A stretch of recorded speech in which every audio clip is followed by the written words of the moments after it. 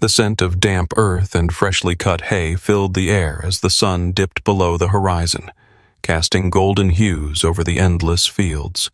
Same routine, same silence. But that evening, everything changed. He arrived on horseback, moving with the confidence of a man who understood the rhythm of the wild. Tall, strong, skin kissed by the sun, eyes that seemed to pierce right through me. I had never seen anyone handle a horse the way he did. Firm, yet gentle, like he was born for it. I should have seen him as just another ranch hand, another worker hired to care for the horses. But from the moment our eyes locked, something inside me shifted. I had no idea that this man would turn my world upside down, that he would teach me about love, longing, and loss, that he would make me feel things I had spent my whole life trying to bury, and that one day I would stand in this very spot, haunted by the memory of him. Welcome to I Was Shocked by the Size of My Cowboy, a story of passion, temptation, and a love so powerful it defies reason. If you love intense stories filled with emotion and unforgettable moments, stay until the end. Don't forget to subscribe, leave a like, and turn on notifications so you won't miss a single chapter. The sun was already high in the sky when I heard the sound of hooves approaching the ranch. I wiped the sweat off my forehead with the back of my hand, my muscles aching from the morning's work. Another day, another hired hand coming in to help. I didn't think much of it until I saw him. Damian Carter dismounted his horse with a fluidity that was almost hypnotic. He was tall, built like a man who had spent his whole life working the land, with skin darkened by the sun and broad shoulders that made him look like he belonged to the earth itself. His shirt clung to his muscular frame, slightly damp from the heat, and when he turned to face me, his deep-set eyes locked onto mine. I felt something shift in my chest, something unfamiliar and dangerous. "Luke Harrison?" he asked, his voice deep, rich, steady. I cleared my throat, forcing myself to focus. "That's me. You must be Damian." He nodded, extending a firm hand. When our palms met, a jolt ran through me, like static but stronger. I swallowed hard and let go quickly, pretending it hadn't happened. "The boss said you needed someone good with horses," he said. "I need someone who knows what the hell they're doing," I replied. "You any good?" A slow, confident smirk played at the corner of his lips. "I guess you'll find out." I should have known then. The way he looked at me, the way his voice seemed to crawl under my skin, the way my body reacted to him in ways I didn't understand. But I ignored it. I buried it, like I always did.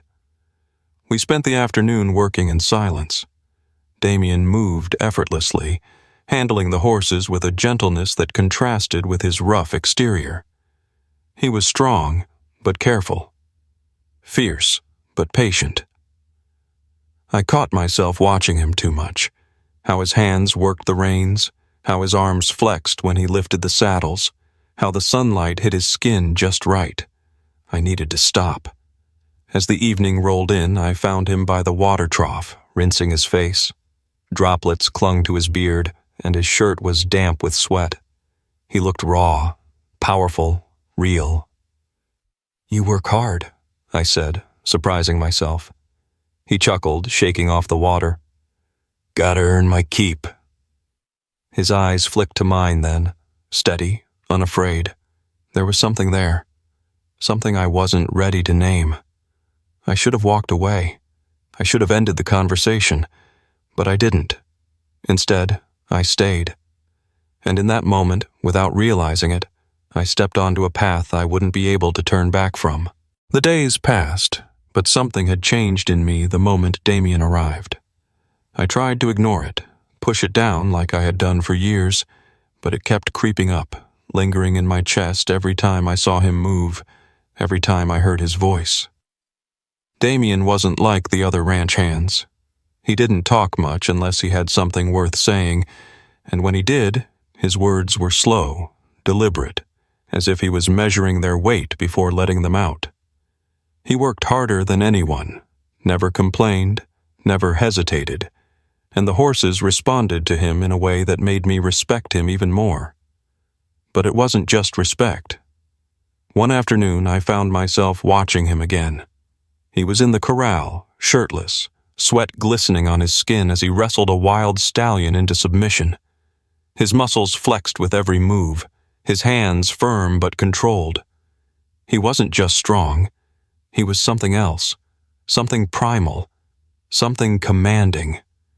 And I was staring. I turned away quickly, pretending to focus on the barn, but it was too late. "You got something on your mind, boss?" His voice sent a jolt straight through me. I swallowed, keeping my face neutral before turning back. "You handle the horses well," I said, my voice steady. His lips curled into that damn smirk again, the kind that made me feel like he knew exactly what was going through my head. "They like me," he said simply, rubbing the stallion's neck. "Gotta treat them right." I nodded, but my throat was dry. "Ever worked with people the way you work with horses?" I asked before I could stop myself. His expression didn't change, but something flickered in his eyes. He leaned against the fence, wiping the sweat from his brow. "People ain't that different," he said. "Some are wild, some are scared, some need a firm hand to guide them." The way he said it, the way his gaze never left mine, it felt like he wasn't talking about horses at all. I could have ended the conversation right there. Should have. But I didn't. That night I stayed up longer than usual. My body was tired, but my mind wouldn't let me sleep. Every time I closed my eyes, all I could see was him. His strength, his confidence. The way he looked at me like he saw something in me that I wasn't ready to face. And then came the dreams.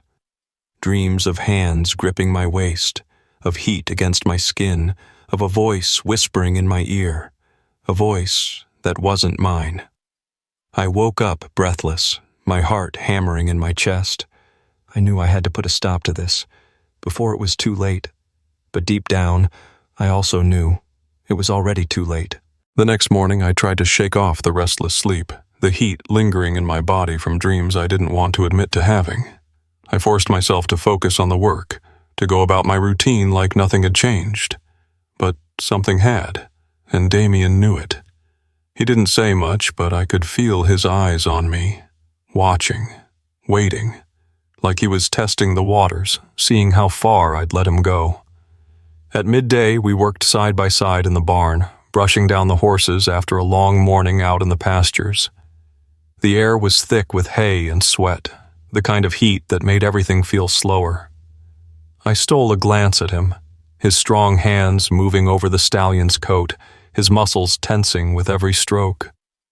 And then, as if he could hear my damn thoughts, he spoke.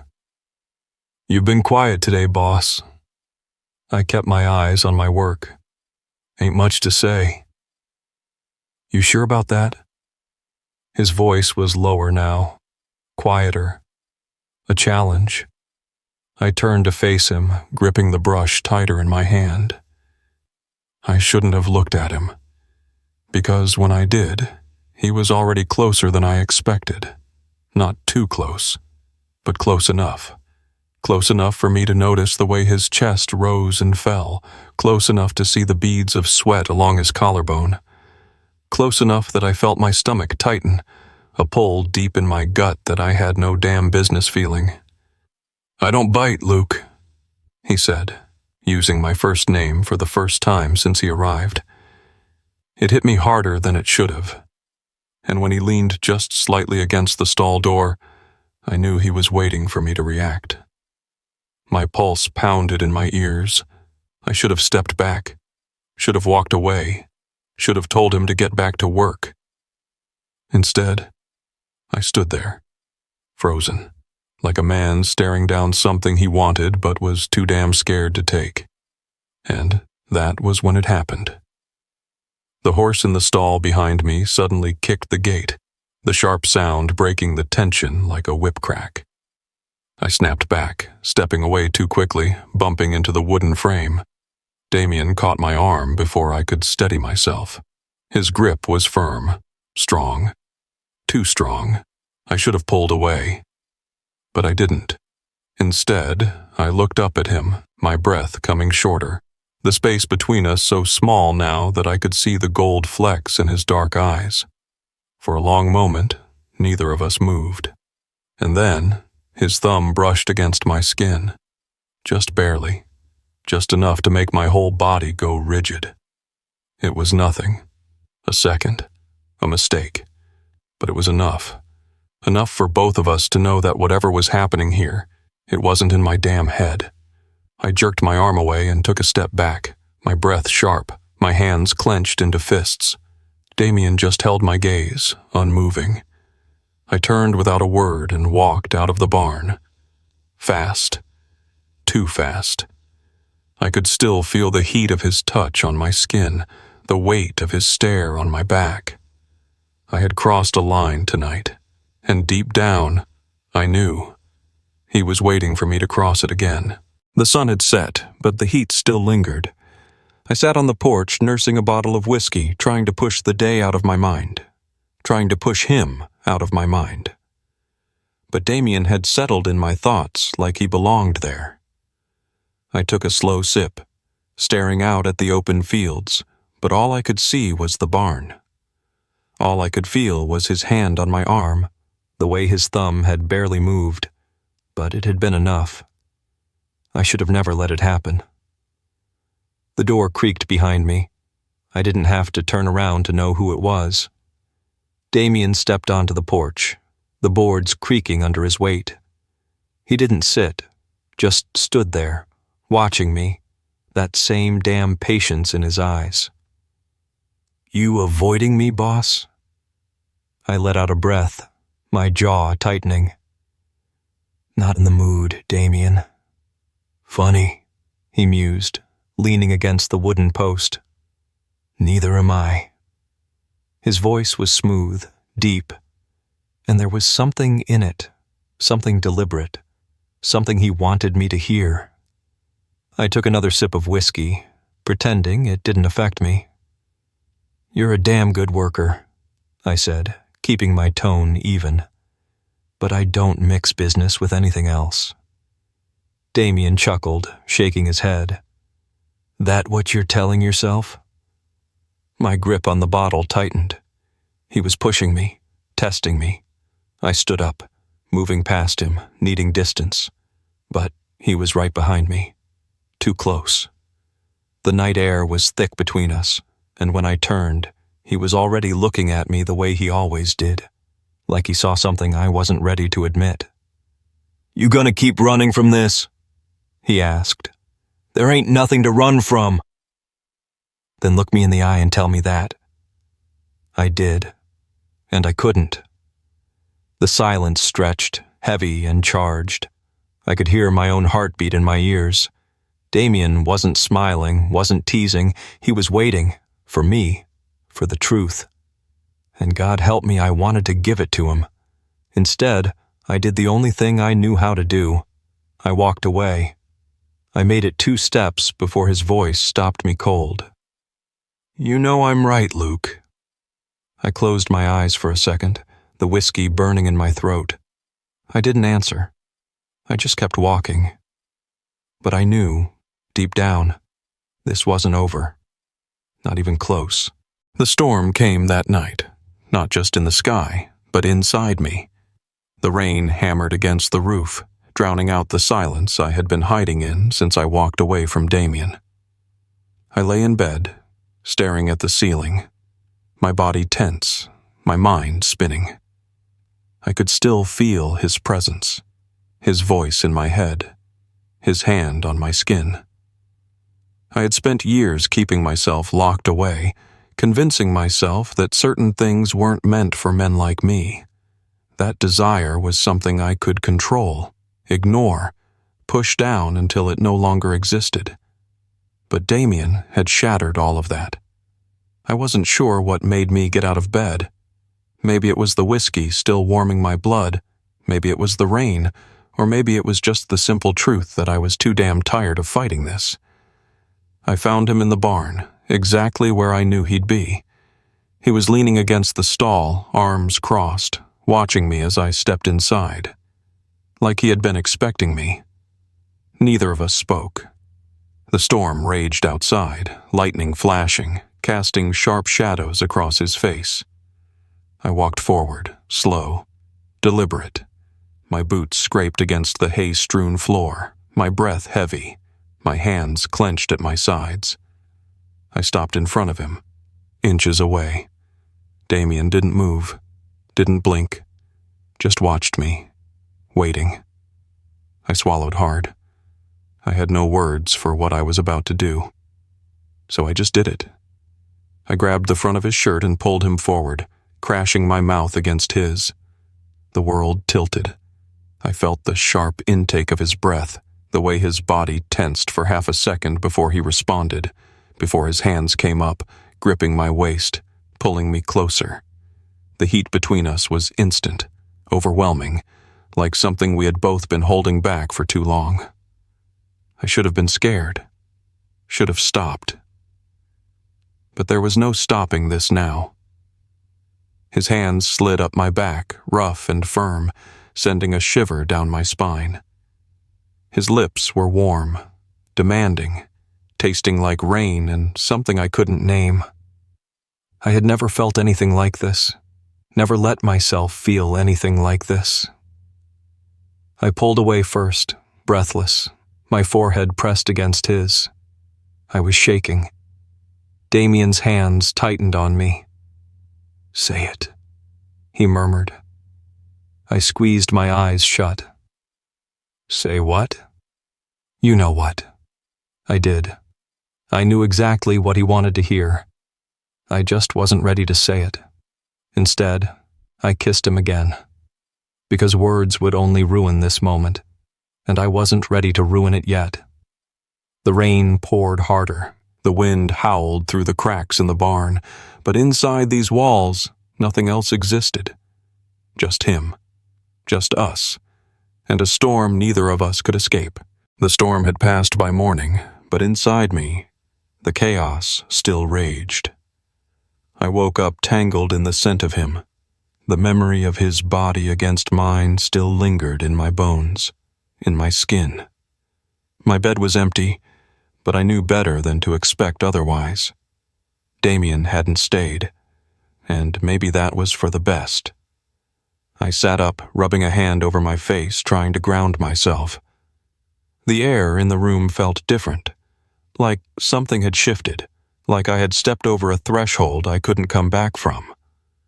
I forced myself up, got dressed in silence, my hands steady, even though my mind wasn't. The ranch was waking up outside.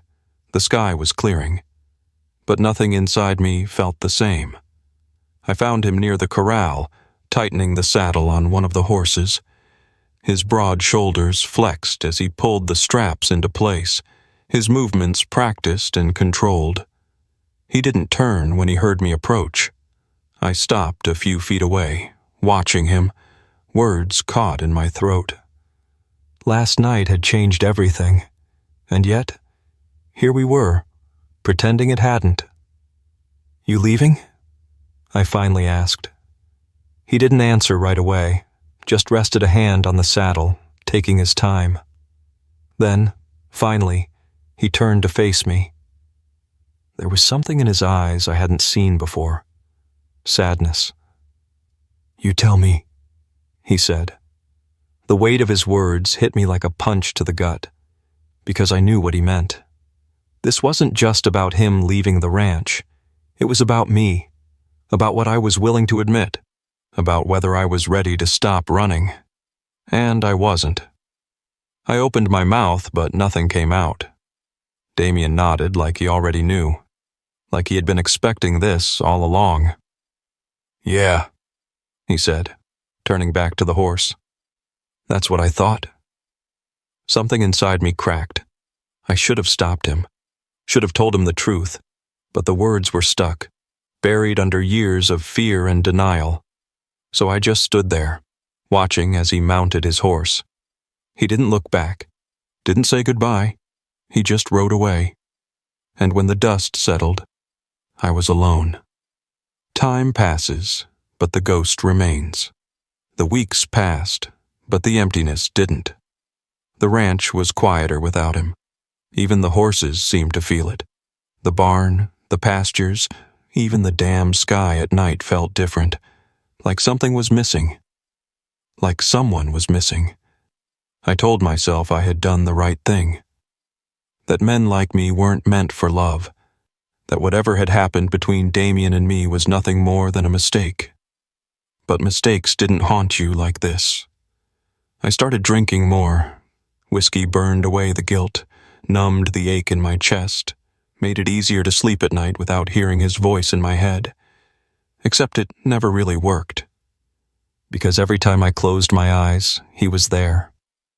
The way he'd looked at me, the way he had waited for me to say something, anything. And I had said nothing. One night, after too many drinks, I found myself walking toward the barn, the place where it had all started, where I had let myself feel something real for the first time in years. I leaned against the stall door, my vision hazy, my body heavy. The air still smelled like him. Or maybe that was just my own goddamn mind playing tricks on me. I sank to the ground, my head falling back against the wood. I should have stopped you, I muttered to the empty barn. I should have. The words broke off, because what was the damn point? He was gone, and I was the one who had let him go. Months passed. Then one evening, just as the sun was dipping below the horizon, a letter arrived. It was addressed to me. I almost didn't open it. My hands shook as I unfolded the paper. Luke, I wasn't sure if I should write this. Hell, maybe I shouldn't. But something tells me you're still thinking about that night. Maybe the same way I am. I don't regret it. I don't regret any of it. But I do regret leaving without hearing the truth from you. I know you felt it too. You don't have to say it. I already know. I thought leaving would make it easier for you. Thought maybe, without me around, you could bury it like you buried everything else. But that ain't what love is, Luke. Love ain't supposed to be something you bury. I'm in Amarillo now. Got a job working horses down here. If you ever stop running, you'll know where to find me. Damian.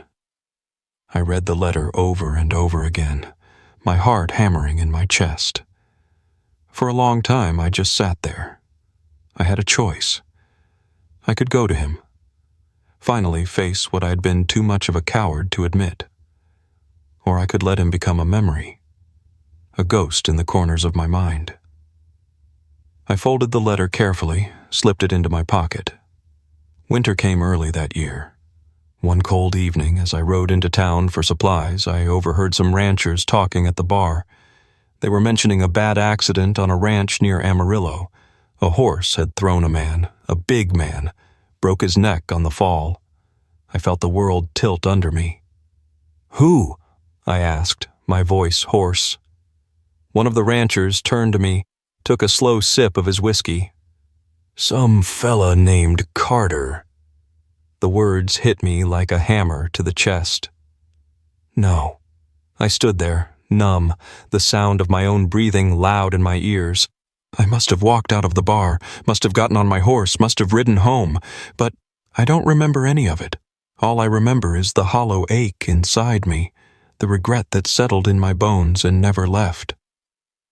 The next morning, I took the letter out of my pocket, my fingers shaking. I unfolded it one last time. Read his words again. Then, carefully, I lit a match and watched the flames consume it. Because what the hell else was I supposed to do? The past was gone. And so was he. And now, there was nothing left but the ache of knowing that I had loved a man more than I ever admitted. and I had lost him before I even had the courage to say it out loud. Some chances only come once, and if you don't take them, you spend a lifetime wondering what if. Some loves are too big to be ignored, too strong to be denied. But that doesn't mean they can't be lost. If this story moved you, if you've ever walked away from something you wanted more than anything, leave a like, subscribe, and turn on notifications. Because sometimes the hardest stories are the ones that need to be told the most.